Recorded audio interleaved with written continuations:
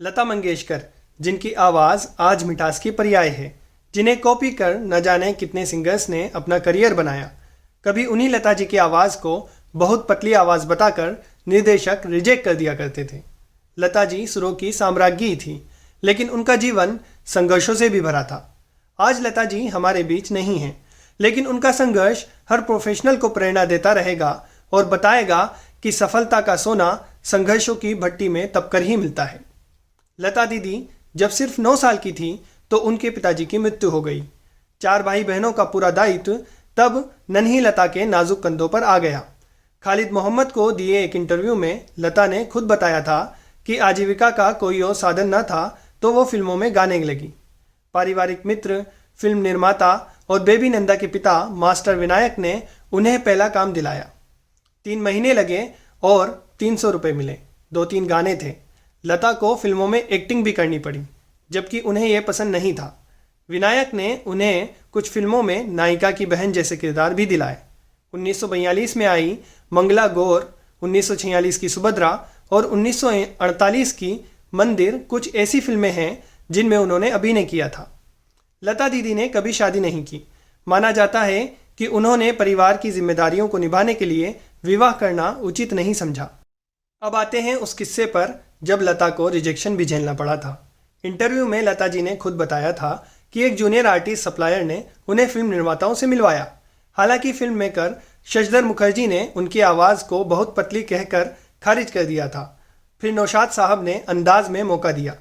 आज फिल्मों में सिंगर्स को क्रेडिट मिलना आम बात है, लेकिन कभी यूं था कि एक्टर को ही सिंगर बता दिया जाता था। लता दीदी ने इसके लिए भी संघर्ष किया। खालिद मोहम्मद के साथ इंटरव्यू में लता जी ने बताया कि महल फिल्म के समय प्लेबैक सिंगर को फिल्म के क्रेडिट टाइटल में मेंशन किया गया था। फिल्म के रिकॉर्ड में सिंगर का नाम कामिनी बताया गया, जो मधुबाला के निभाए गए किरदार का नाम था। लता को मराठी फिल्म गजभाऊ में गाने पर भी क्रेडिट नहीं दिया गया। आलम यह था कि गाने के बाद फिल्म देखने वाले दर्शकों, रेडियो श्रोताओं और साथ साथ फिल्म निर्माताओं ने भी पूछना शुरू कर दिया कि ये लड़की कौन है जिसने प्लेबैक किया है। फिर लता ने राज कपूर से भी सभी प्लेबैक सिंगर्स को सही क्रेडिट देने की बात कही थी। उन्होंने राज कपूर से पूछा था कि जब हम हीरो हीरोइन के लिए गाने गाते हैं तो हमारे बजाय उनके कैरेक्टर्स के नामों का जिक्र क्यों किया जाना चाहिए।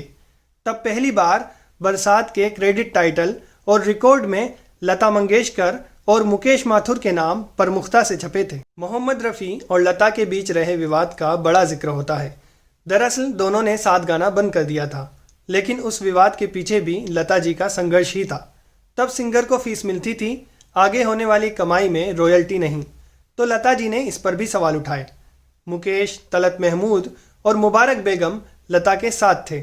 मोहम्मद रफ़ी, महेंद्र कपूर और कुछ अन्य कलाकार नहीं थे। रफ़ी साहब ने कह दिया, मैं लता के साथ फिर कभी नहीं गाऊंगा। लता जी ने भी कहा, मैं भी उनके साथ नहीं गाऊंगी। यह 3 साल तक चला, जब तक शंकर जयकिशन ने वापस पैचअप नहीं कराया। रफ़ी साहब और लता ने फिर 1977 में आई फिल्म पलकों की छाँव में एक साथ गाना गाया।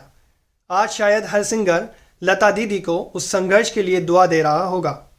लता के पिता ने अपने अंतिम समय में घर की बागडोर उनके नन्हे हाथों में सौंप दी थी। आज जब वो गई हैं तो न सिर्फ उनका परिवार दुनिया के सबसे सम्मानित प्रतिष्ठित परिवारों में से एक है, बल्कि पूरे संगीत जगत और संगीत जगत के सितारों को गौरव से भर गई है।